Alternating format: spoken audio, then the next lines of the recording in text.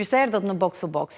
Do të flasim sot për industrinë ushtarake, duke qenë se së fundmi janë prezantuar edhe disa projekte nga qeveria që në një farë mënyre synojnë krijimin e një rrjeti prodhimi që është pra për të mbuluar nevojat vendase, pra nevojat që ka vendi, por edhe për të eksportuar. I fundit projekti prezantuar ka qenë ai për ringjalljen e ish uzinës së autotraktorëve, për cilat do të flasim edhe do të marrim më shumë detaje se kur do të nisë prodhimi, çfarë do të prodhohet, sa është fondi që do të shkojë për ringritjen e kësaj uzine dhe të tjera, jo vetëm për këtë, por edhe për asetet të tjera që ka Kajo, agjencia shtetërore që do të mbikëqyrë të gjithë këtë proces. Kam kënaqësinë që të kem në studio zotin Ardit Hysa, drejtor juridik në kompaninë shtetërore Kajo. Përshëndetje dhe kënaqësi që jeni me ne. Gjithashtu.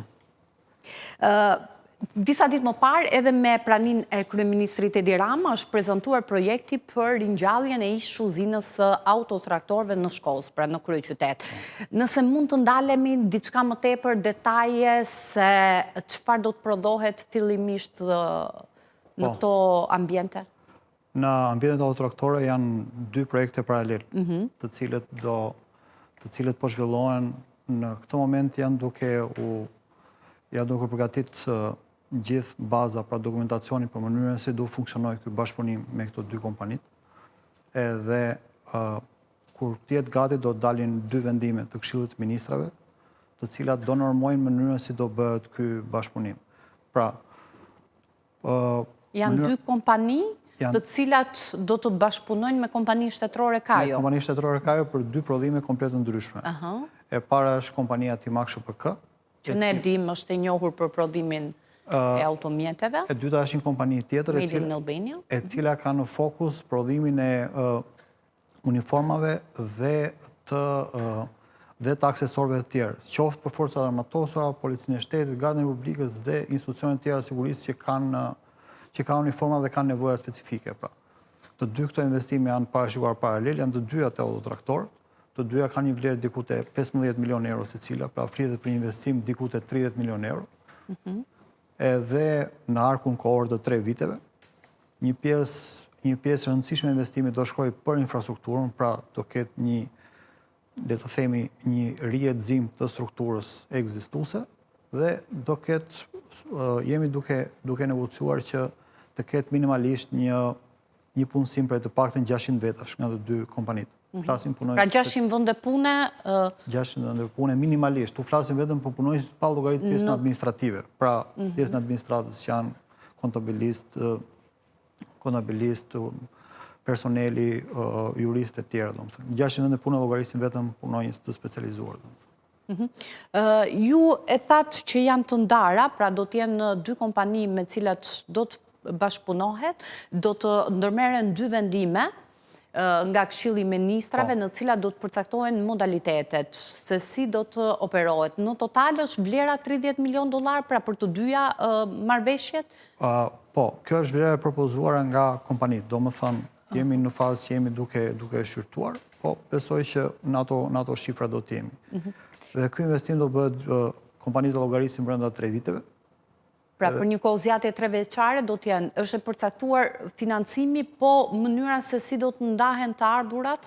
Kjo është, edhe njerë, kjo do përcaktohet me vendim. Me vendim. Pra jemi në fazën që ne kemi shqyrtuar propozimi, kemi shqyrtuar planet e biznesit kompanive, kemi bërë një due diligence të secilës kompani, do me thënë si është gjendja e tyre, në qoftë se do kishin pas probleme, për shembull probleme në qoftë do ishin likuidim ose në procedur tjetër nuk... Pra bëhet ky proces verifikimi për të parë edhe statusin e tyre aktual. Eksaktësisht. Po ndërkohë, sa i takon faktit, pra që sigurisht pritet që të gjitha detajet të përcaktohen përmes vendimeve që do të ndërmerren në qeveri, por deri më tani mund të thuhet së paku se kur do të nisin aktivitetin këto kompani dhe tjetra. Ishte e nevojshme që të bashkëpunohej, pra kompania shtetërore Kajo të bashkëpunonte me palë të tjera edhe t'i përfshinte në proces për të kuptuar pak edhe rolin edhe qëllimin që ka në vetvete kjo kompani shtetërore. Shumë faleminderit për pyetjen. Kajo është një kompani shtetërore, por filozofia jonë është që ekspozimi financiar i kompanisë të jetë sa më i ulët. Pse? Për momentin neve kemi asete, pra kemi ndërmarrje shtetërore të cilat kanë një sipërfaqe të rëndësishme. Pra, ne morëm në dorëzim 3 pronat e ish industrisë ushtarake, që janë Mjeksi, Gramshi dhe Poliçani, të cilat janë si prona kanë një shtrirje të madhe, edhe një pjesë e tyre, flasim më shumë Mjeksi dhe Poliçani, kanë akoma njerëz në punë të cilët janë teknik edhe kanë një skill, kanë një know-how i cili është shumë i rëndësishëm. Pra, ajo që neve vendosim, kemi si filozofi kur bashkëpunojmë me kompani, qoftë shqiptare, qoftë të huaj, është ne vëmë dispozicion infrastrukturën, vëmë dispozicion pronën, lidhen me rrjetin elektrik, ujin, edhe sigurinë, dhe kompania bën investimin. Pra, transferon linja teknologjike. Pra, nuk e mban këtë përgjegjësi, le të themi, kompania shtetërore Kajo, por janë palë të tjera, të cilat përfshihen në proces, licencohen dhe përfshihen në këtë proces që pa diskutim janë edhe në monitorim, apo jo? Pra, kalojnë disa filtra për të arritur deri aty. Patjetër. Edhe njerë, gjithë industria ushtarake rregullohet nga një agjenci shtetërore që është AIM-ja, Agjencia e Industrisë Mbrojtjes, e cila bën licencimin, monitorimin e këtyre kompanive. Pra, çdo kompani që do të operojë në industrinë ushtarake në Republikën e Shqipërisë duhet patjetër licencë dhe është gjithkohës në monitorim nga AIM-ja. Dhe flasim vetëm për të, pastaj janë edhe pjesa tjetër e licencave që ka legislacioni në Republikën e Shqipërisë, për shembull, siç është ai mjedisor e tjera. Pra, bëhet fjalë për një industri të rregulluar, jo gjithkush që do që të vijë të fillojë mund të hapi nesër, duhet patjetër të shkojë te AIM-ja, patjetër të licencohet, atje i kontrollohet mënyra se do funksionojë shoqëria, struktura që do ketë kjo shoqëri, mënyra se do investoj, kushtet e sigurisë, ndotja e tjera. Pra janë disa komponentë që merren në konsiderat në këtë proces skanimi, filtrimi që këto kompani kalojnë. Megjithatë, kur do të nisë të paktën, duke qenë se është pozitive që të thuhet që janë 600 vende pune dhe është një buxhet dhe një fond që do të shkojë për këto bashkëpunime SPAK-u, për rigjallërimin e ish uzinës autotraktorëve në vlerën e $30 milion. Kur do të nisë, ka informacione? Apo është ende herët? Është ende herët, por ajo që mund të them është që për ndërhyrjen në infrastrukturë, pra për rikthimin e infrastrukturës në kushte optimale, ne llogarisim minimalisht diku te 6 deri në 8 muaj, 9 muaj domethënë. Që do duhet kohë për të ringritur, pra për të krijuar infrastrukturën e nevojshme. Domethënë duhet bërë ndryrë infrastrukturë, se keni parasysh që kanë ka të bëjmë me ndryrje që kanë të bëjnë me sigurinë, me normat të ndizjarme tjera. Domethënë ato kushte ku aty do prodhohet nuk mund të jenë në gjendje që janë tani godinat, pasi janë të amortizuara. Dua të specifikojmë pak edhe ato çfarë do të prodhohet në ish uzinën e autotraktorëve në kryeqytet. Pra, duke qenë se janë 2 marrëveshje që janë firmosur deri më tani me palë të tjera, pra që do të bëjmë pikërisht prodhimin e tyre, bëhet fjalë për Timak dhe kompaninë tjetër. Kompania tjetër që është duke u shqyrtuar është MSC-ja. Edhe bëhet fjalë që aty do ketë, siç thash, prodhim mjetesh të blinduara dhe prodhim uniformash dhe aksesorësh. Pra, nga kuptimi praktik kemi të bëjmë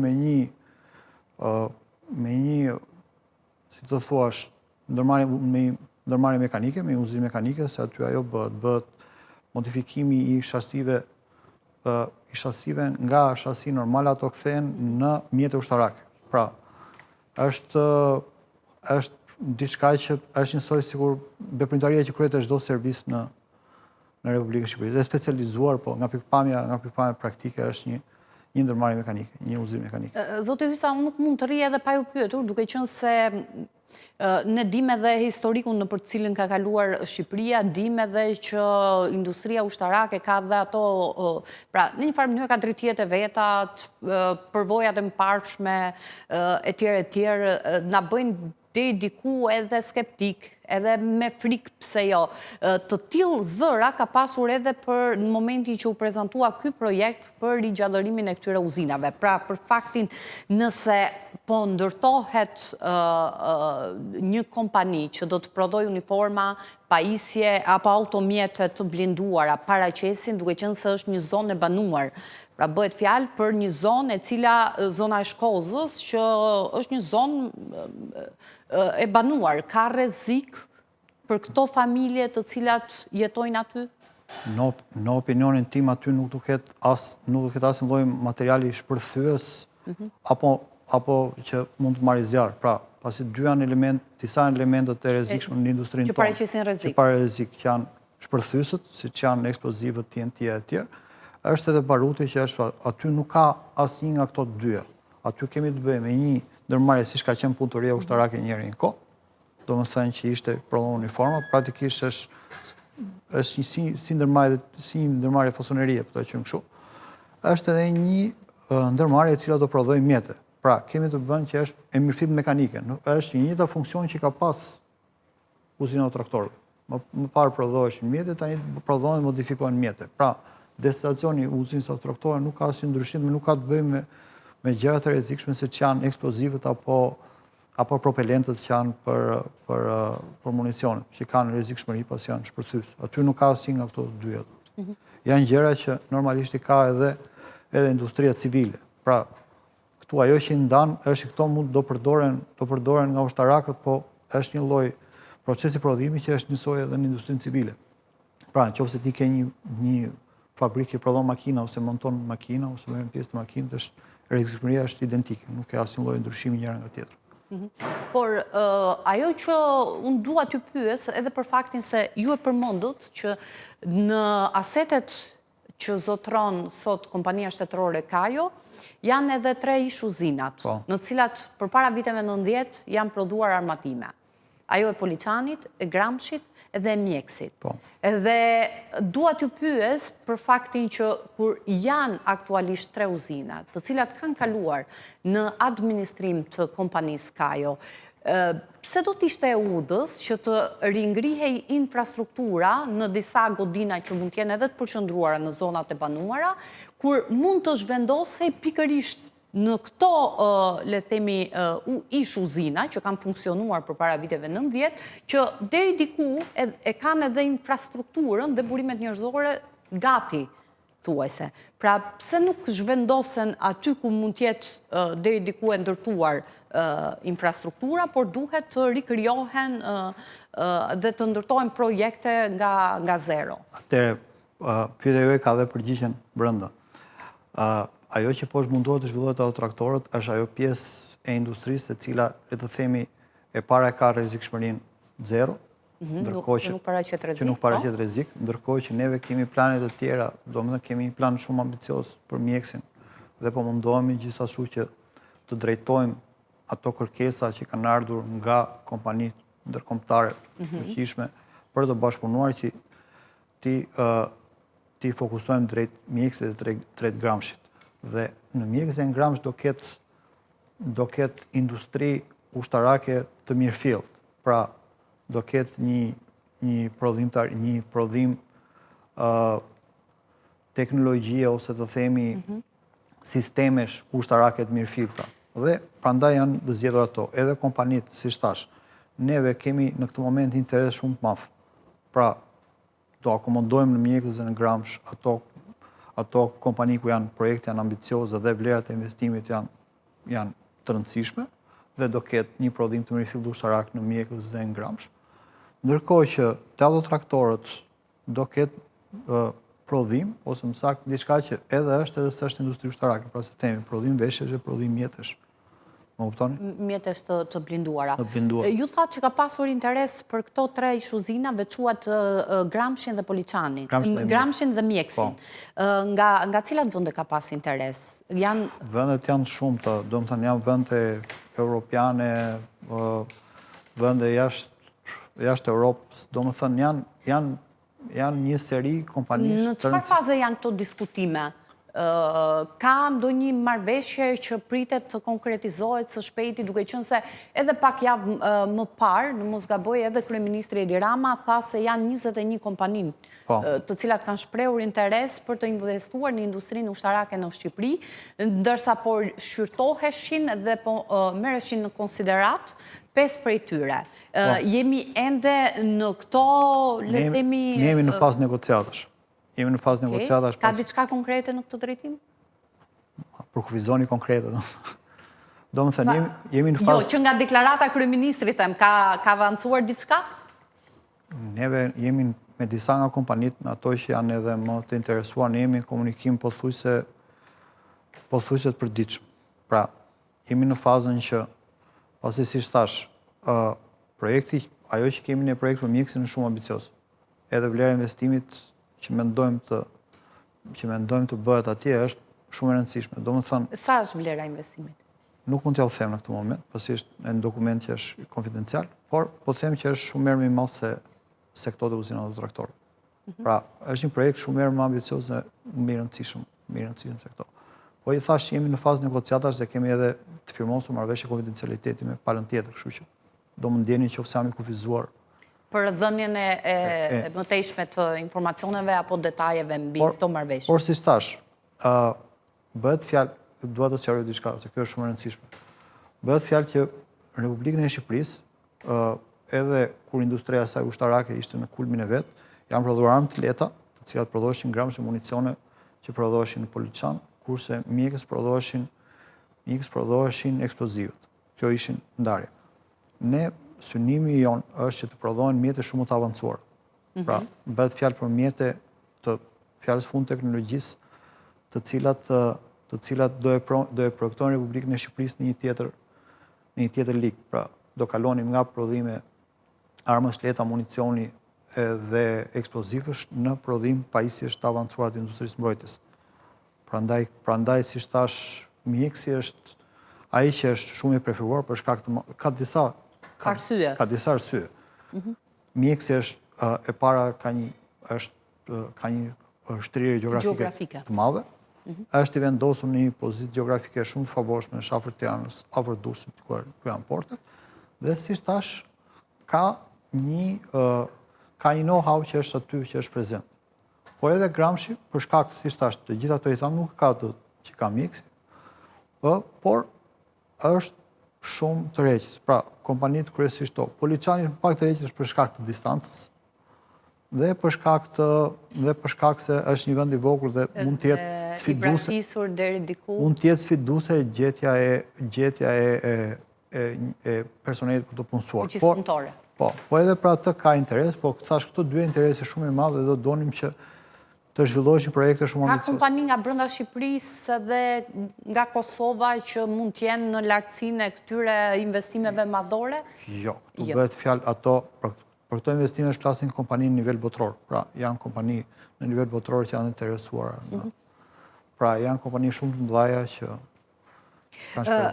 Zoti Hysa, ju përmendëm edhe ne gjatë bisedës, evidentuam që janë disa për t'i rënditur në një farë mënyrë dhe për të kuptuar se historia e ringritjes dhe e rijetësimit të industrisë ushtarake e ka zanafillën as një vit më parë. Pra në gusht, ne po e diskutonim në gusht të 2024-ës është ndërtuar baza ligjore, deri më pas është që është pasuar edhe nga ngritja e kësaj strukture që do të monitoroj dhe do të mbikëqyrë të gjithë procesin. Dhe licencoj.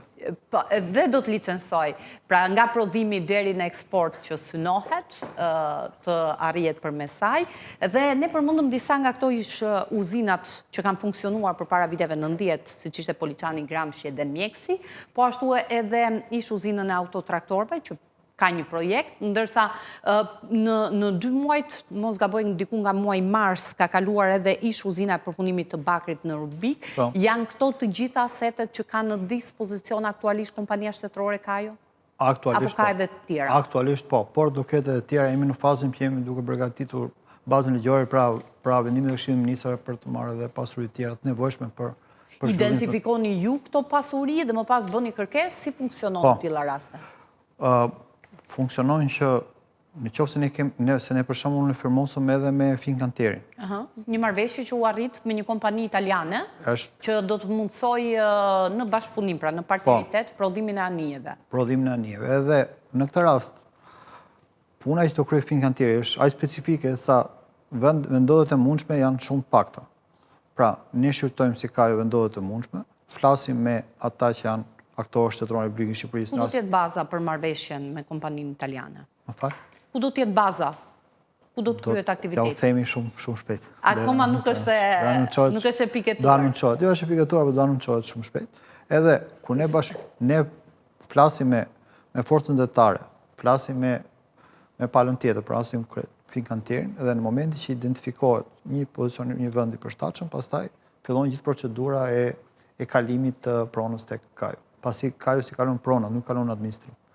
Deri tani ne kemi marrë pronësi, domethënë. Ne flasim për të gjitha këto projekte, flasim për një industri që pritet të lulëzoj sërish, nëse mund të përdorim këtë term, por ka afate se kur do të nisë puna e mirëfillt, pra se diskutojmë për kalime në administrim, diskutojmë për projekte, diskutojmë për fonde, projekt vendime, marrëveshje që pritet firmosen, licencime, nga puna, kur do të niset?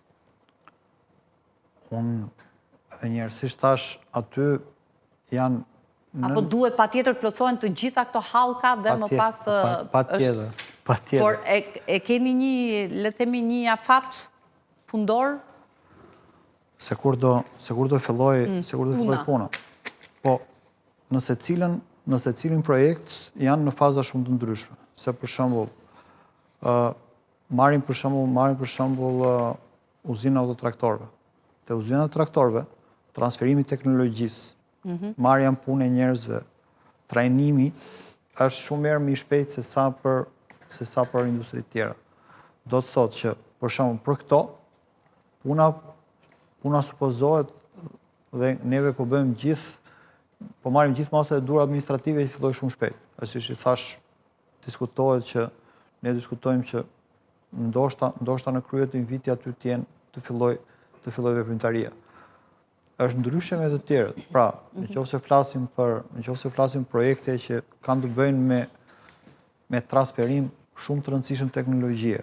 Keni parasysh është një garë shumë e ashpër botërore për ruajtjen edhe të sekretit tregtar dhe gjithë. Vetëm transferimi i teknologjisë, vetëm marrja e licencave të eksportit nga këto kompani dhe transferimi në Shqipëri është një sfidë logjistike, juridike dhe burokratike. Pra, që do kohën e vetë. Kështu që kurse si thash, në ato raste ne kemi pas kërkesa edhe nga kompani më të vogla. Për shemb të huaja për të investuar në Shqipëri. Në këto raste kur kompania është e vogël, lloji kompleksitet të teknologjisë, pra i licencave që ta zotrojnë, nuk është shumë i madh. Atëherë lëvizjet bëhen shumë shpejt. Ne si Kajo deri tani kemi funksionu shoqëri tregtare dhe lëvizim jashtë masë shpejt. Kështu që edhe nga palët e tjera kemi kërkuar, edhe nga partnerët tanë tuaj kemi kërkuar të njëjtën gjë, edhe mendojmë të lëvizim shpejt. Kurse atje ku thash, kur investimi është i rëndësishëm, niveli i transferimit të teknologjisë është kompleks dhe mbi të gjitha është i kushtueshëm dhe është diçka që është know-how në nivel botror, aty lëvizja janë më ngadalta se edhe, siç thash, duhet ngrit gjithë infrastruktura juridike e licencave e tjera në mënyrë që të ketë një transferim suksesshëm. Se është e kohë që ti të nxitosh edhe pastaj aty gjatë rrugës të dalin pengesa dhe pastaj vetëm shtyn kohën, nuk është që fiton kohën. Mirë, zoti Hysa, unë ju falenderoj, kënaqësi që ishit me ne në studio. Gjithashtu. Ndërkohë, do të shkojmë në vijim në një hapësirë të shkurtër publicitare, ndërsa në pjesën e dytë ju ftoj të ndiqni një aktivitet të zhvilluar ditën e sotme, Zanart, një aktivitet të cilin e ka ndjekur gazetarja e televizionit Skan Fabiona Pasho, e cila ka zhvilluar një intervistë edhe me ministrin e ekonomisë Blendi Gonxha, si edhe drejtoreshën e AIDës, mbi këtë aktivitet shumë të rëndësishëm, jo vetëm për promovimin e produkteve artizanale, por në një farë mënyre dhe mbi të gjitha për të mbajtur gjallë traditën. Shkojmë në publicitet dhe ju ftoj të ndiqni aktivitetin e ndjekur nga gazetarja Fabiona Pasho. Bashkë ndajmë këtu dhe takohemi nesër në orën 16.